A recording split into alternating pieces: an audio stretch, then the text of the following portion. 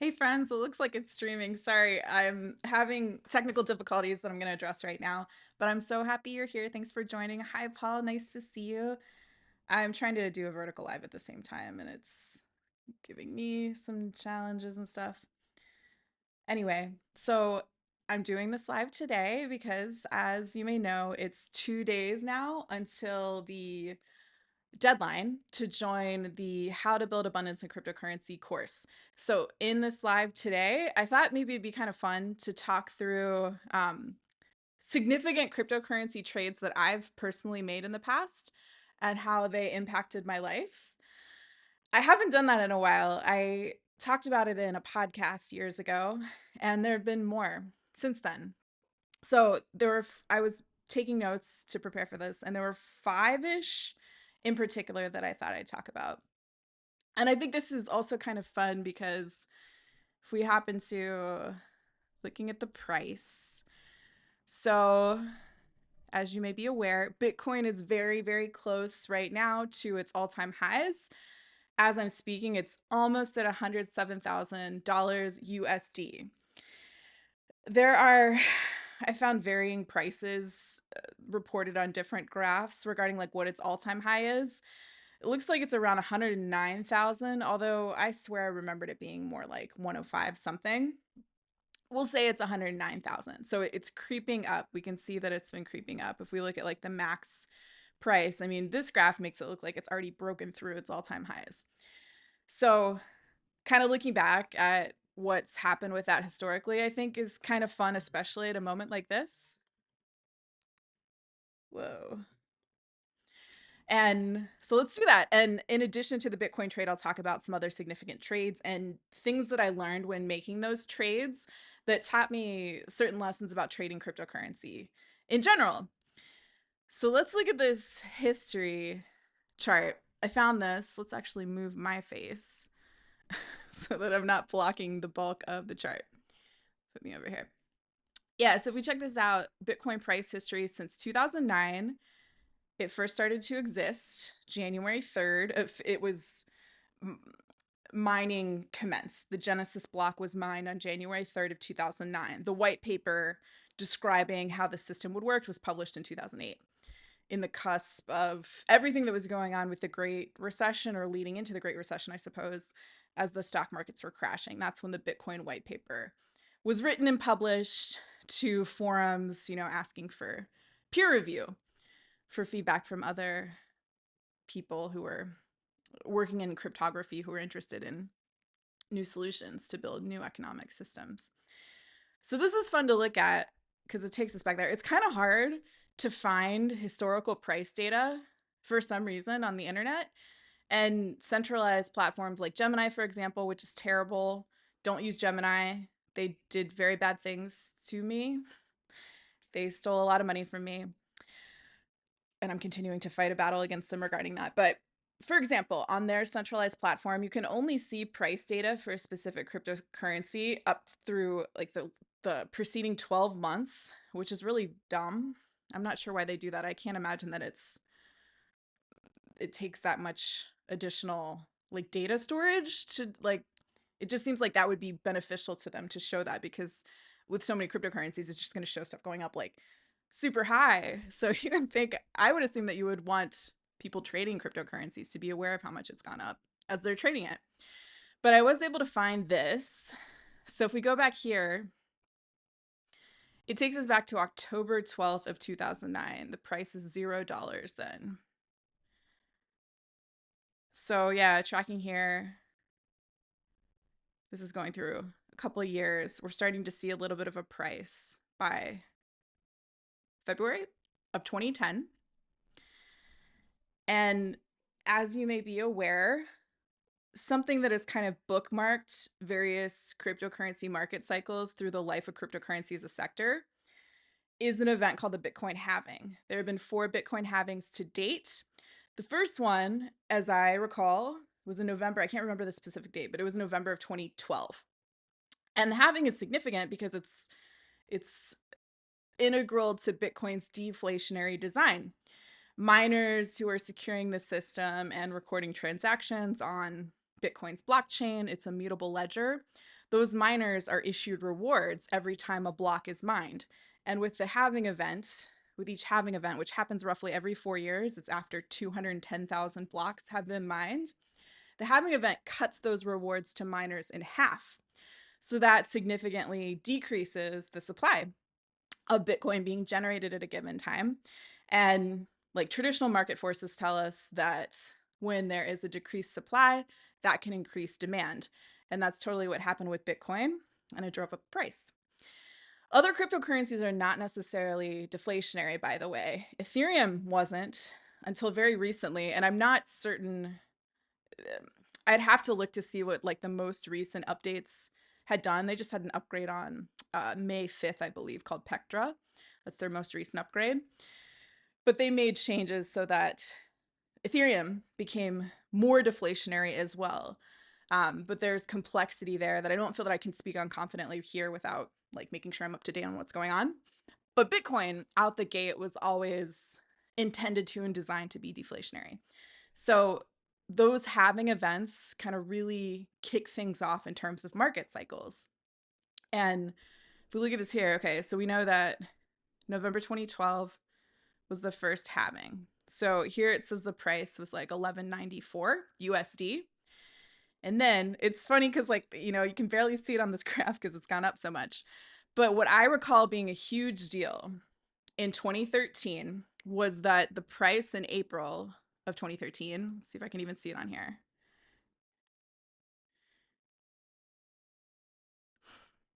This has the price breaking $100 in April.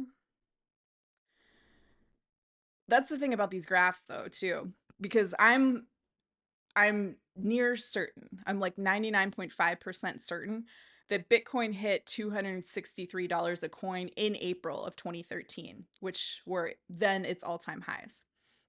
And I don't know how this graph is tracking the data or where it's bringing in the data from.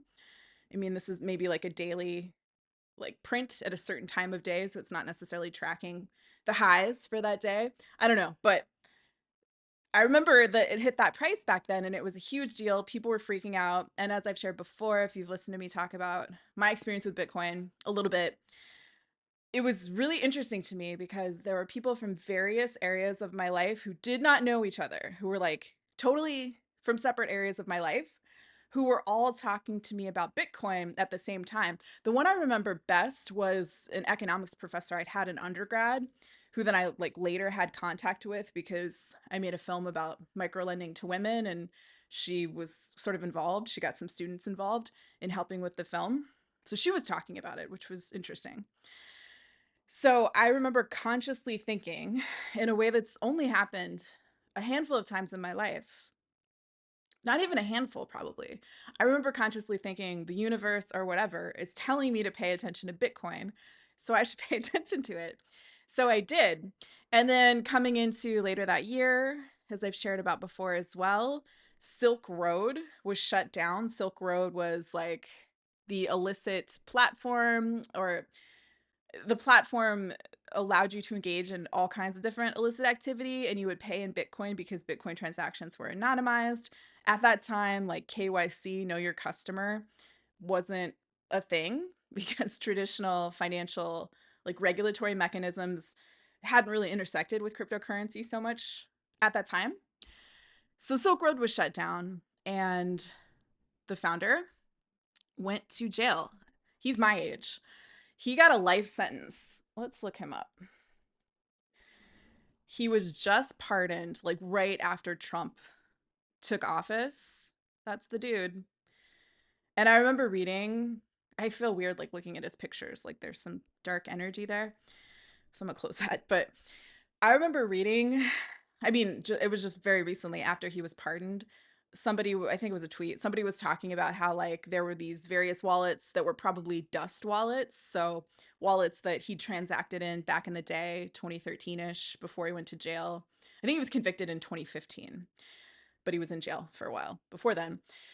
And there were dust wallets. So there were these wallets that he'd used, but there was such a small amount of Bitcoin still in them at that time that it wasn't even enough to cover transaction fees. So I have a bunch of dust wallets too in various cryptocurrencies from over the years. And since he had gotten pardoned, those dust wallets now held Bitcoin that was worth like almost 50 million US dollars. I think it's problematic that this guy was let out of jail, frankly, but it happened and it's part of the narrative surrounding cryptocurrency. And back in 2013, when Silk Road was shut down, the Fed seized $30 million worth of 2013 Bitcoin, which was later sold, by the way, to this dude, Tim Draper. See if I can find an article about it. Yeah, it was in an auction. This says it was worth $18 million. I remember it being worth about 30 at least. Well, if he won it in 2014, yeah, the price would have gone down. Anyway, this dude's son and his father are both investors in Seeds. His son had a startup accelerator that was Bitcoin focused years ago that Seeds went through. He's a, I don't know, he's just a dude. It's just kind of a little bit of a fun fact. So he got that Bitcoin and it's worth a lot more now. So when the price dropped, though, following that, because there was all this uncertainty surrounding what Bitcoin was doing and what it was, and like all of this, there wasn't, I hesitate to call it a mainstream narrative because so few people were even aware of what Bitcoin was at that time.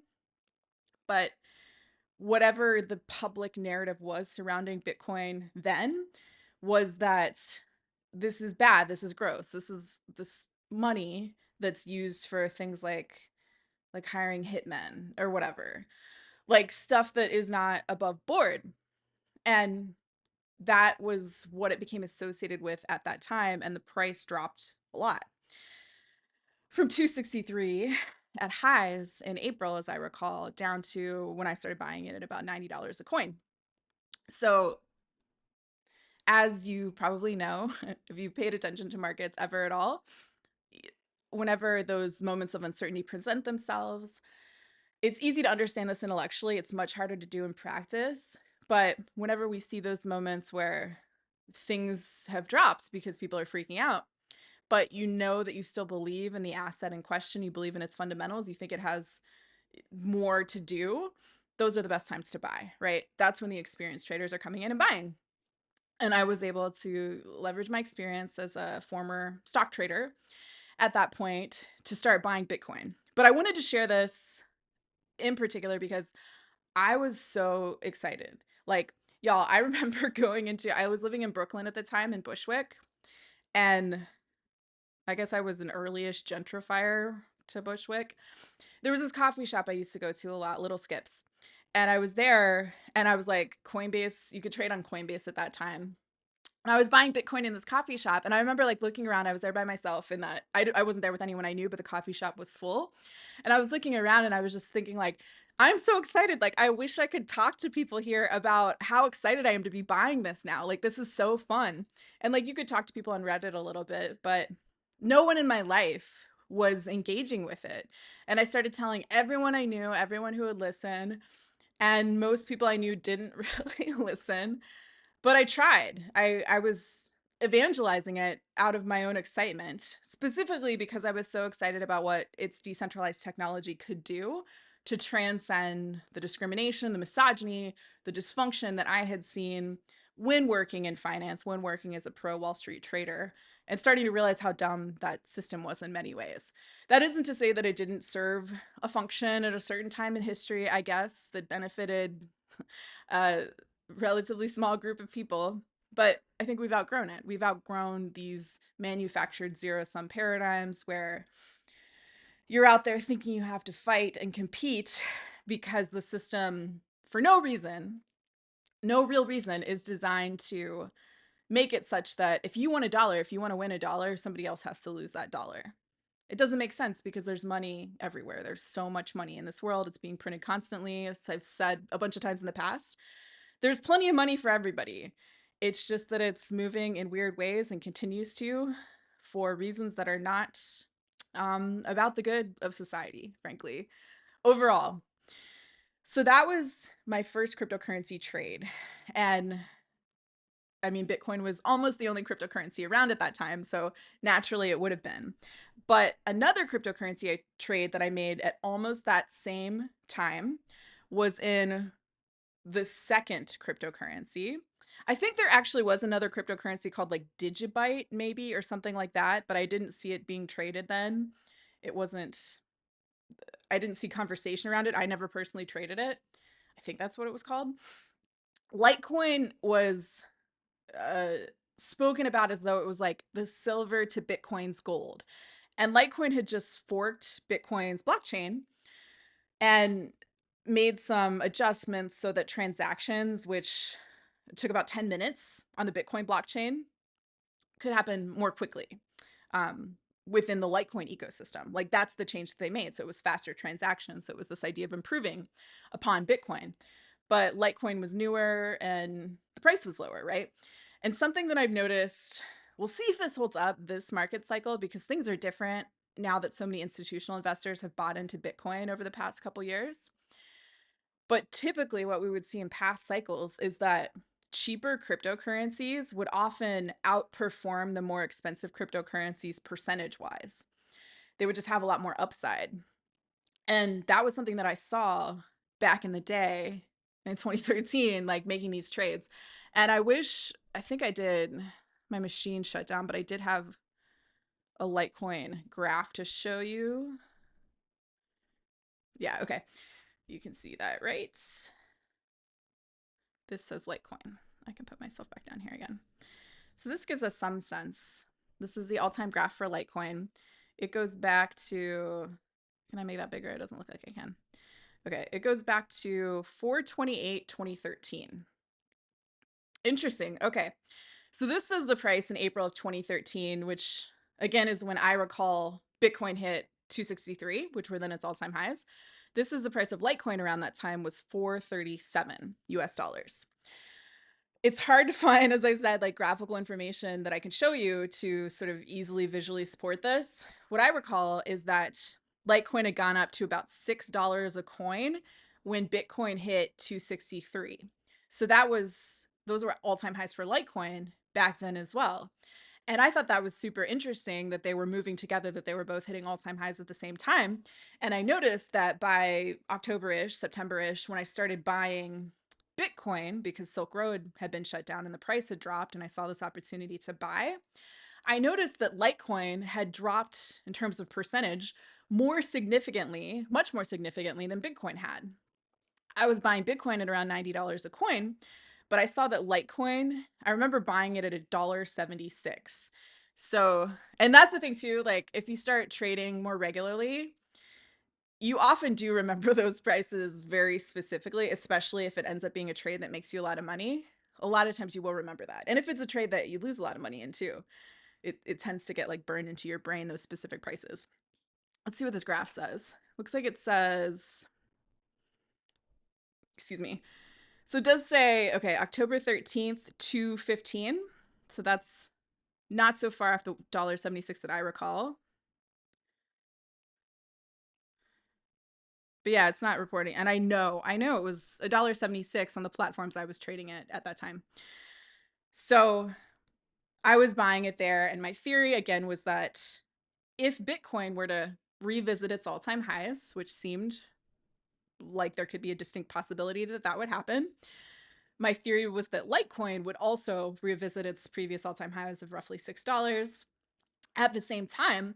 And that would be a better trade, a more profitable trade, because the percentage increase that I would get going from $1.76 to $6 was better than going from $90 to 263. I'm not enough of a math mind at all to quickly rattle off what those percentages would be, but the Litecoin trade would be the better trade.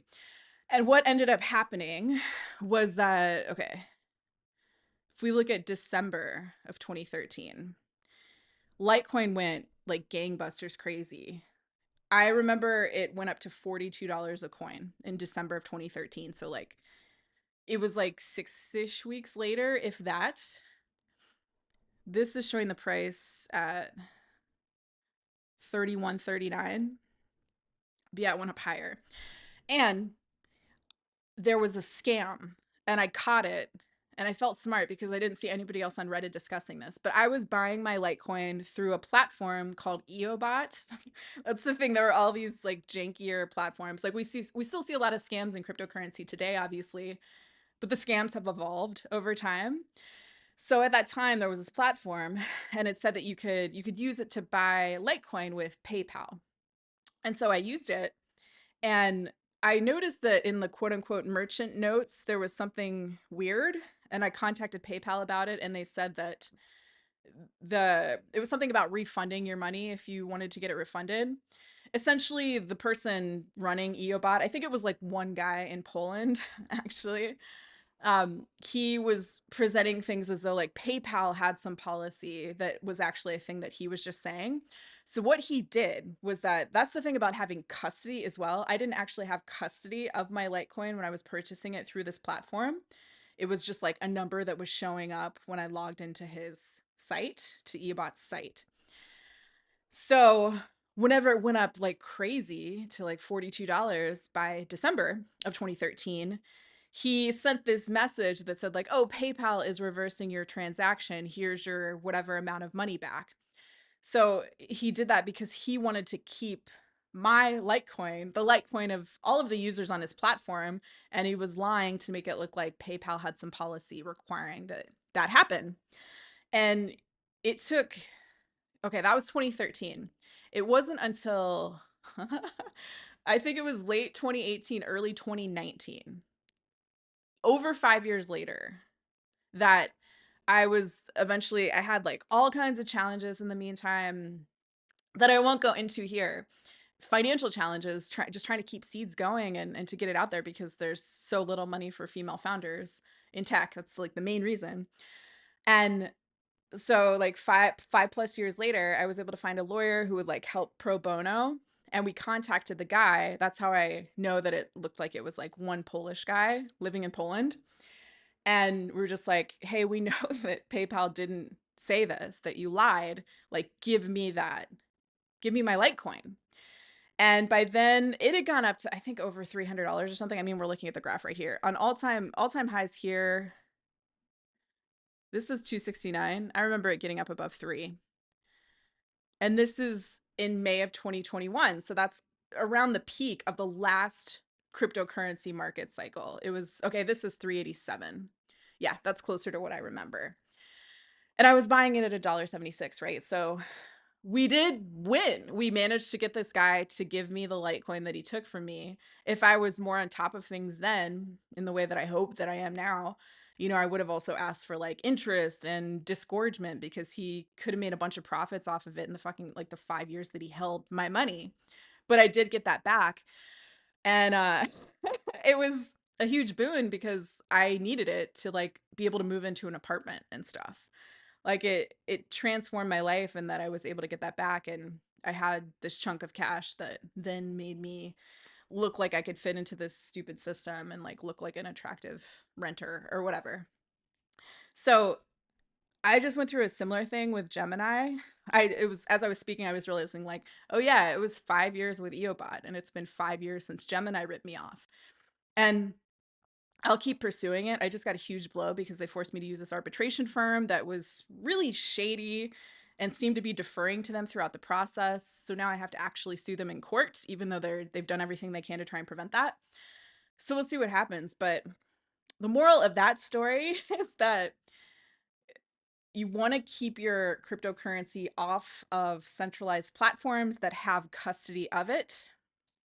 It was a different environment in 2013. So I mean, I don't want to be too hard on myself for that then, and it ended up working out anyway because it benefited me to get that money later. But we want to make sure not to do that as much as possible. We are still forced to use them in most cases in order to buy cryptocurrency with our local currency. But as soon as you get that cryptocurrency, as soon as you've made that purchase, it's not like a bank. It's not, I mean, there's more regulation happening now, which is good in a lot of ways, as long as it's thoughtful regulation.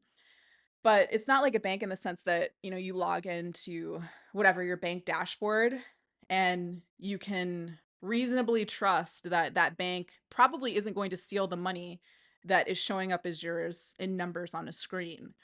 whenever your cryptocurrency is in the custody of a centralized exchange, like failures in centralized exchanges were largely what caused prices to drop in cryptocurrency as a whole 2-ish years ago, 2.5 years ago. And we don't want to be stuck fighting these horrible organizations. Like it's just good policy to make your trade, get your cryptocurrency off of that centralized platform and into a self custody wallet that you control, that you have the keys for or the mnemonic for. And then you can avoid a lot of heartache. and and additionally, it just kind of seems to me like these centralized exchanges are kind of going away. I mean, there hasn't been one since Coinbase had this recent breach that isn't messing up in ways that damage their users. And Coinbase had treated its users poorly for many years before that. So, yeah, that's the big moral of that story. 3 other trades I wanted to talk about. I'm already going longer than I expected though, and I don't want to keep you too long, but Ether was the next significant one. So, Ether came on the scene in, I believe it was July of 2015. This is so hard to find. It's weird that you can't find good historical data. Like seriously, if you try, I mean, I just want to see a graph, not the like why would I want to see, how is this significant to me that this is like a top search result? Let's see. I apologize. I had this pulled up before and then my machine had to be shut down. We can look at this, but this data isn't like super robust. Ether came on the scene in July of 2015, I believe, in that they did what was the first ICO, initial coin offering. The most visible co-founder of Ethereum, although there are like 8 co-founders, I believe, Vitalik Buterin, was a Bitcoin software a developer who worked with Bitcoin. He wrote for Bitcoin Magazine, I believe. He was really interested in the technology. His thing was like, this is great, but what if we designed a new crypto network that made it easy for software engineers to build projects on top of the network? And Bitcoin wasn't designed to do that. So that's what Ethereum was presenting. So in July of 2015, they did this ICO where they raised, I think it was like $15 million in Bitcoin to fund their project. So people just funded it with Bitcoin, which meant that they were getting Ether at low prices early on. And there were a lot of ICOs later, but we'll talk a little bit more about that. Then the project itself, I'm sorry, I think that was July of 2014. And then they launched in July of 2015. Am I wrong? Let's see. Look at this. See, this price only goes back to 2017. That's so annoying. May of 2017 is not the max price. Let's look real quick. When was Ether ICO? Yeah, my bad. It was 2014 and then it launched in 2015. Then in 2016, I think also around July, about a year later, they had problems with hackers. They had to do what was called a hard fork to address some issues with security. That caused a lot of uncertainty. I can't even show you how that affected the price because this alleged max graph doesn't go back that far, which is stupid. So, yeah, it rocked the sector a bit in 2016. I didn't start buying Ether until early 2017. I believe it was February of 2017. And then through that year, we started to see things going gangbusters again, largely because you could build projects on top of Ethereum relatively easily. Seeds is built on top of Ethereum, in fact, our project. Because you could do that, there were a lot of projects that just did that, even though they didn't have necessarily like an understanding of why that would even make sense in terms of the design of their ecosystems. It was, a lot of people saw it as a cash grab, and there were a lot of scammy projects that are not around anymore that appeared then, and there was a ton of hype and it drove up the price and so forth. So that Ether trade was exciting to me. It was fun to see things going that way in 2017. That was also on a personal level. It was maybe the hardest. I don't know if that, there have been so many difficult times in different ways. That was probably the most difficult financial year I ever had while working on seeds. And having this Ether trade helped. It helped a lot because I needed money and there wasn't money available. I should share, I didn't touch on this when I was talking about the Bitcoin trade earlier though, but while I was grateful that I had managed to make these cryptocurrency trades that brought in some great profits relatively quickly, sometimes super quickly. I mean, with the Bitcoin trade and with the Litecoin trade, that was huge profits in a matter of weeks, actually.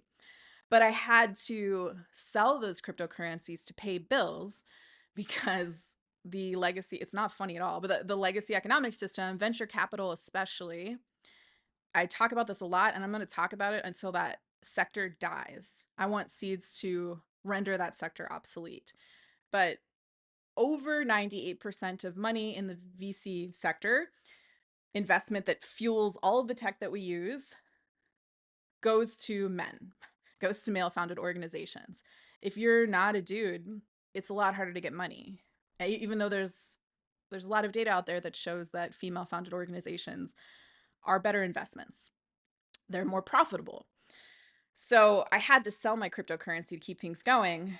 And there's a huge opportunity cost in that, of course, because if I'd been able to hold on to, the Bitcoin that I was buying at $90 a coin, I would be a rich woman today in like developed world American standards. I would be very wealthy. Of course, I live in the richest country in the world. I live inside a house. Like I'm doing okay. I'm okay. But that opportunity cost is such a huge flaw in the design of late stage capitalism. And so Seeds seeks to address that because you can redeem a single seed to ask for whatever amount of money that you might need. And then you can receive that as a gift from givers in the Seeds community. And if that had been available to me at that time, I hadn't figured this out yet. I had to like have this painful experience to understand that Seeds needed to address this problem in this way. If I could have done that in January of 2014, that would have been amazing. I could have redeemed a seed and asked for the money to pay the bills, paid the bills with that, and then kept my Bitcoin. That would have been life changing, hugely life changing down the line, right?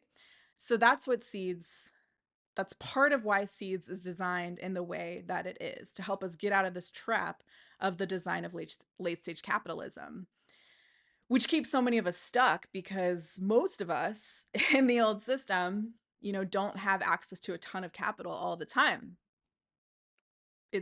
Yeah, it's just flawed, as we know. It's very flawed. Another trait I wanted to talk about that was really fun, and to be clear, I've only been excited about, I don't know, like 5 or 6 developments really in the world of cryptocurrency over the years that I've been involved in it. Especially I was thinking about this recently, especially in the last few years, there's so much junk and like so little innovation that it's like it's kind of boring now. Like I can't think of something that has been terribly interesting that has come out in the last few years. It's just like derivative stuff. And I think that's probably how the life cycle of something like that will go. I think, of course, I'm biased because Seeds is a project I founded, but I think the next widespread, exciting thing in cryptocurrency that people don't know about yet because Seeds is still little known would be Seeds because it's actually using the technology to do things to transcend the legacy economic system in a way that no other project in cryptocurrency or outside of it is, because it allows you to build wealth through giving, which the old system obviously does not do. Something I was really excited about launched in November of 2018, and that was Uniswap. So we can look at their platform now.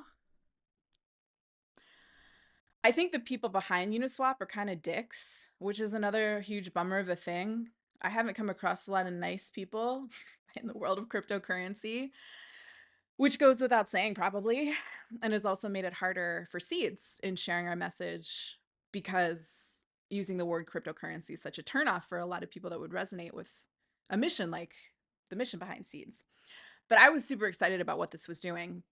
Before Uniswap launched in November of 2018, there were various other platforms. One was called Ether Delta, I recall, that were trying to offer a decentralized solution for trading so that we didn't have to use centralized platforms like Coinbase. Coinbase was the most visible, at least in the US, around that time, I would say.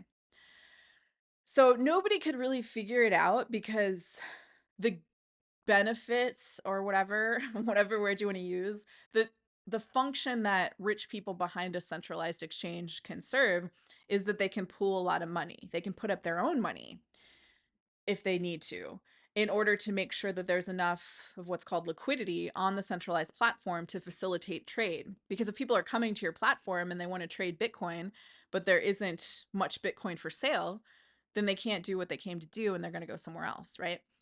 So if we're talking about super evil, terrible cryptocurrency exchange, centralized cryptocurrency exchange, Gemini, I don't even want to pull up their pictures. Should I? I guess I will. Ugh.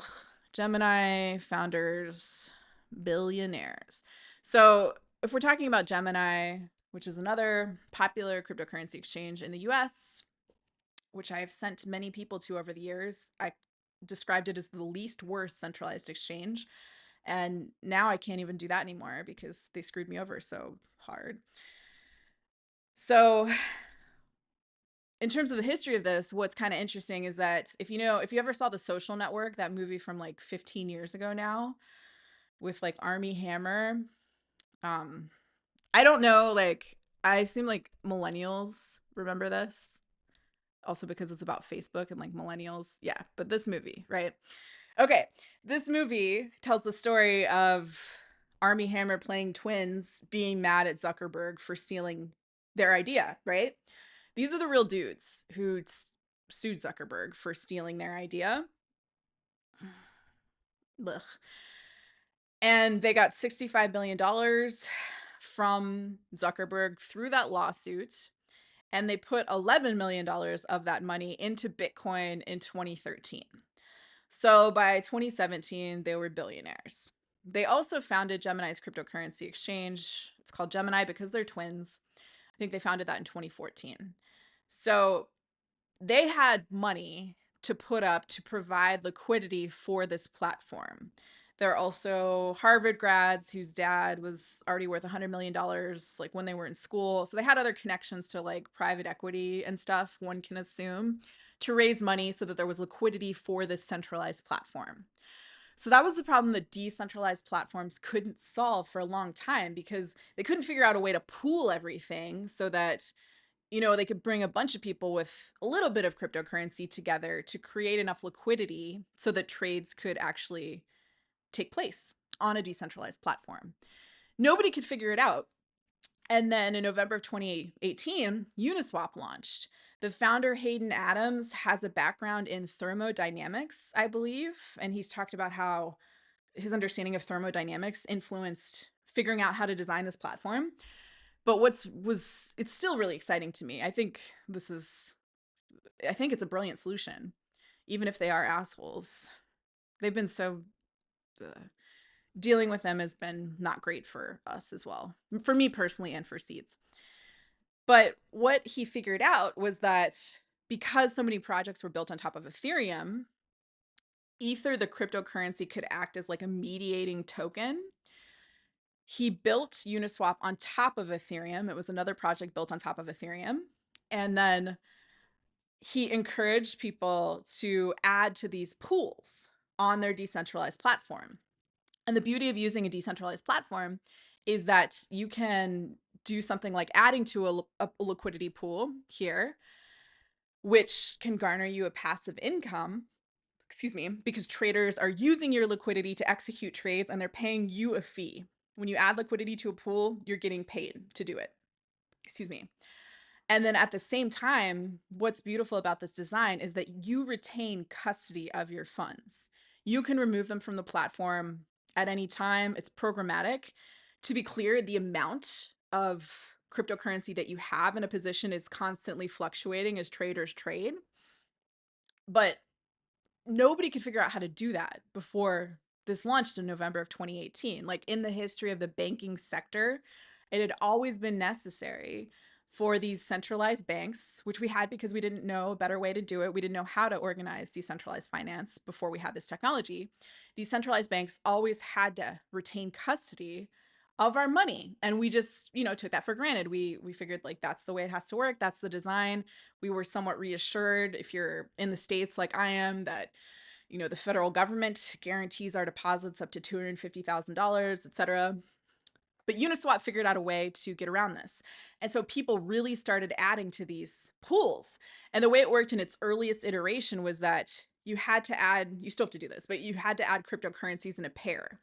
So if you wanted to, like here we can see this is the USDC Ether pair. We can see now it's telling us what the returns are.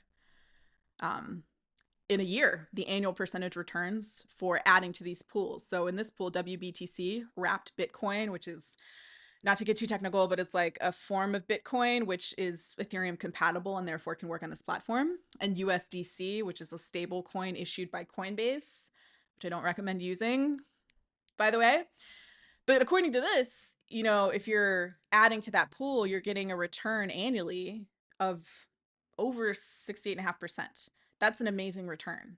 And then if cryptocurrency itself is going up in value at the same time, you can see crazy returns. So I'm always encouraging people to use Uniswap, to use decentralized finance, because if you're not adding your funds to a liquidity pool, it is a lot like just like stashing your cash under the mattress. Like you already have those funds, you might as well put them to work. And when you do, you can retain custody of that at the same time. And Seeds is on Uniswap. And we started referring to it as our mutual aid pool because our project is unique and it functions as a mutual aid pool. Like we can send gifts to people, to women, especially in places like South Sudan, where they were not even issued IDs because the government, until very recently, as I understand, was not issuing women IDs. So they don't have ideas. So then they can't open up a bank account. But they do have mobile phones with internet connections, and so therefore they can use this platform and they can benefit from Seeds. So in that way, if this technology, as it is with Seeds, is actually being used toward the end of trying to help people, some amazing things can happen. But so much energy in the cryptocurrency sector has just gone to like a bunch of dudes trying to like steal from each other and trying to steal from other people, stealing from me.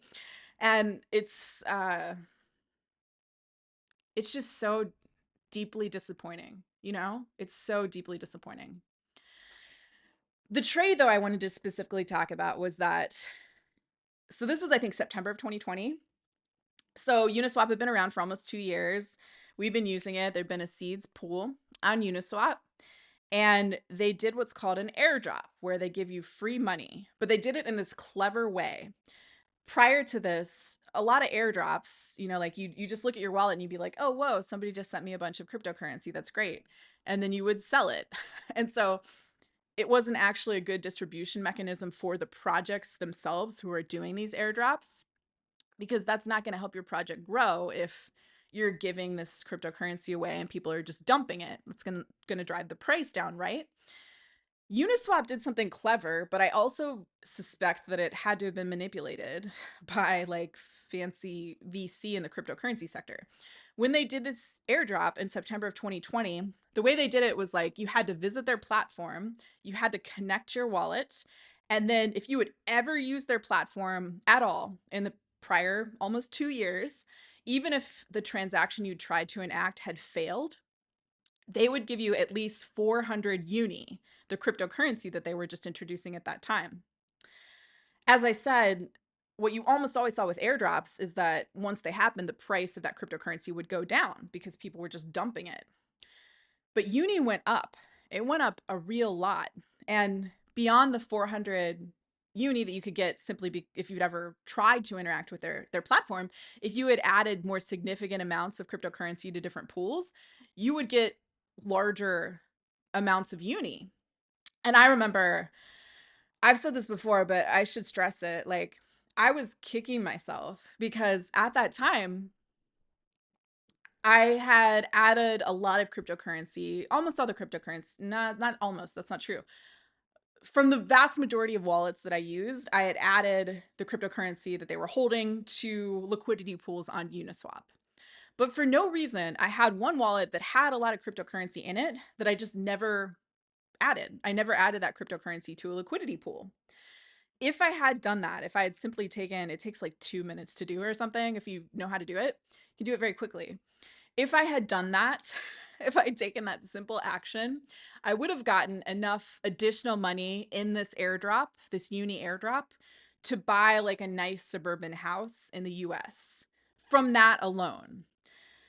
So don't be like me. If you have cryptocurrency that you're holding, that doesn't mean that we're going to see an event like that again. Airdrops are less common now. And that one was unique for the reasons I've mentioned, and just generally it was unique. Especially it was especially unique in that the price kept going up, and when I mentioned that it seemed like maybe something was being manipulated, Uniswap, uh, its investors also are investors in Coinbase.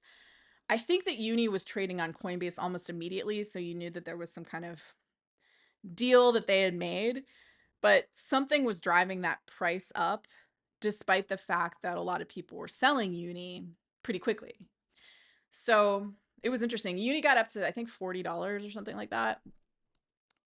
So, that was a lot of money, and that was an exciting trade, and it was also clever design for an airdrop. It was rewarding people who use the platform, and they did so without, any idea that this type of airdrop would eventually happen, and they were rewarded. Since then, there have been similar airdrop designs. So Uni's like $6 right now. If we look at all time, yeah, I got up to like $40. This was also around the highs, around the time of like the peak of the last cryptocurrency market cycle, April-ish 2021. It was 4104 according to this. So that was a fun trade, and it was exciting. So a lot of people in the seeds community benefited from that because they'd added to the seeds mutual aid pool, and it was dope. And I don't know if we'll see something like that again, but yeah, I had listed here like mentioning other airdrops. Sometimes you can find something sort of similar now, like if there are now what are called L2s, layer 2 cryptocurrencies built on top of Ethereum. Base is one, for example. So you can kind of sniff things out. Like you can infer if there's a project with some sort of platform and they haven't issued their own cryptocurrency yet, they're probably going to do that at some point. So you can, make a logical conclusion that if you're using their platform, there may be this future reward if you do so. I've gotten a couple other airdrops for that reason because I used a platform. Optimism was one. That was a few years ago now. I think I got like $7,000 from that simply because I'd used Optimism's platform. So you can keep an eye out for those. But Uniswap's airdrop and the way that was introduced was really smart. It definitely had support from rich venture capital types and from Coinbase. That's a reason that um, I think it's problematic that those VC are behind a platform like Uniswap. I think it's actually a gift in a lot of ways at this point that Seeds has had so much trouble raising money from VC because I think we're meant to be free of them. We're meant to transcend them. The reason it can be problematic is because they want to get returns for their LPs. Like they're not committed to the ethos of decentralization. They're not committed to transcending the legacy economic system because the VC that are good at their jobs, and they're not very many, they have benefited extremely from the design of the legacy economic system. So it's problematic, I think, when you see a project like Uniswap, which actually is innovative, getting investment from like Andreessen Horowitz or whatever. But there you have it. The last trade I want to talk about is Seeds. So Seeds is unique in that, unlike any other project out there, to my knowledge, of any kind, cryptocurrency or otherwise, Seeds makes it possible for you to build wealth because you help people in need. So you can help someone on the Seeds site get seeds and thanks in equal or greater value to your gift. If you do recurring gifts, for example, you can get a bonus that's even larger than 100% of the value of your gift. And then if and when seeds go up in market value, you can build wealth because you help somebody. And the philosophy there is that doesn't that make for a better economic system if instead of rewarding people who are taking, people who have built wealth on the backs of workers who, like are kind of treated like plebes, that type of economic design, this top down sort of thing dominated by the Jeff Bezoses and the Elon Musk of the world, it seems like that's about to die. Everything that I'm seeing, everything that I've been paying attention to spiritually seems to point to that transition. And Seeds is about carrying us through that transition into a more idealistic world beyond, in which you don't have to trade your time for money working a job you don't like, because you can use Seeds to ask for help and receive it instead. And Seeds is designed to build a bigger pie for all who are involved, who are contributing to the ecosystem. You can also add seeds that you receive because you help somebody to the Seeds mutual aid pool on Uniswap and receive a passive income for doing so. And if you're adding additional ether to the pool, so it doesn't help the Seeds project if you're trading seeds to get ether, because that means you're taking ether out of the pool that was there anyway. It's just like moving the same ether around. But if you're adding additional ether to the Seeds ether pool to help it grow, then there are other bonuses that we've offered over the years too, and they've been super generous. And that's by design, because we want to reward giving people so that they're the ones who really benefit in the future. When I mean, I wouldn't be doing this if I didn't feel absolutely certain that in the future Seeds will really scale and really reach a lot of people. And by its design, when that happens, the price on the market is likely to go up. So we'll see. No guarantees, blah, whatever, disclaimers, like past performance doesn't guarantee future results, etc. But the reason I'm doing all of this is because that's what's most exciting to me. I want us to get out of this old system, which does not serve us, which is about what? It's about going to school for a bunch of years so that if you do well, you can get hired by a corporation to fit into their structure to serve their for profit ideals, instead of being able to tune into uniquely what you are here to offer as a human being, because we're all here to offer something. And it probably isn't, being a wage slave in a 9 to 5 job, even if that job is at a super fancy corporation and that job has a lot of status associated with it. I don't think that's why most of us are here. That doesn't mean that all of us are artists or all of us are entrepreneurs or anything at all, but jobs are probably going away. A lot of jobs that humans do now, they're probably not going to be doing in, I don't know, 15 years, if not less. And so we need to redesign the economic system through a project like Seeds, which is meant to be a kinder economic system, which allows people to give and to build wealth because they were kind, instead of getting depleted because they were kind in the way that the old economic system, is set up to do. Depleted monetarily, at least. Of course, you get like tax deductions and whatever if you make donations to charities, but it's just a very different thing. And we've outgrown it, and it really weighs on me.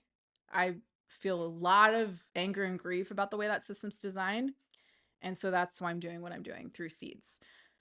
And I hope that we can connect with more like minded people who feel that too, but maybe just haven't known that there was a project out there that's been working for years, as Seeds has, that is trying to get us out of this, that is trying to help us transcend dysfunction in the old way. That doesn't mean that Seeds is perfect, but I think it addresses several of the core problems baked into the old system. But until we shift into this greater, higher vibratory world in which a project like Seeds is really scaling rapidly, what we have done is I have offered this course where I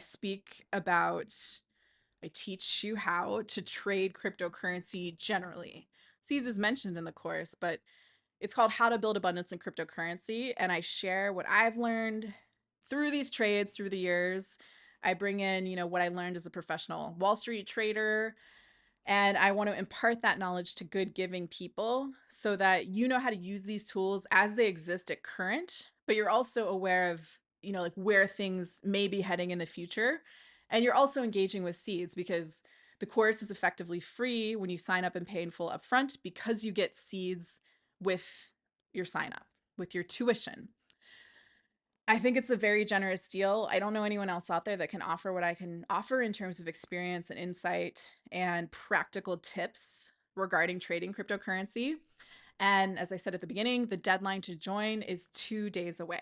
I committed to teaching this live once per year in 2021. I've taught a version of it since 2019. This is the 2025 live version of the course. So if that resonates with you, if you'd like to join, the link is in the description. Check it out. If you have more questions, let us know. You can ask in the Discord, you can email us. I'm going to be doing a couple more lives to talk about this before the deadline. But this sustains seeds, the course sustains seeds so that we can ensure that 100% of the value of gifts coming through our ecosystem go to people in need until we reach that tipping point at which there is enough, really, society and humanity have shifted enough to support a project like Seeds and really help it to grow. So, yeah, that's all I have to say. I think there are monthly payment options. If you can't afford it, you can always redeem a seed to ask for help to get the funds to join the course. That's an option too. Yeah, it's all here. So I'll leave you with that. It's been almost an hour. Let me see if there are any questions or anything. John Dillon, hi. I was just thinking about you, John. It's nice to see you. Paul says, please share a link for this BTC chart. Sure, Paul.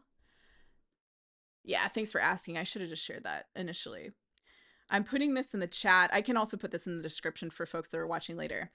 Yeah, here's the link to that historical BTC Bitcoin chart that I was talking through a bit. Paul says, yes, Seeds is the best project I discovered in a very long time. Thanks, Paul. That's nice. Thank you. Paul says, yeah, go Seeds. You're amazing, Rachel. Thanks for giving us seeds and hope. Thank you, Paul. Thanks. That means a lot to hear that. It makes you feel more hopeful because I'm going to tear up. Thank you. That's so nice because it has felt, I know that I personally have felt less hope in recent years. I just saw yesterday, apparently astrologically, that is a thing that's made sense. And I guess that's meant to clear soon. So we can put, that's interesting, I think, to be aware of. But yeah, this is a hopeful project. I hope that it can offer that to others. It makes me feel more hopeful myself. We just need to share it. We just need more like-minded people to connect with Seeds.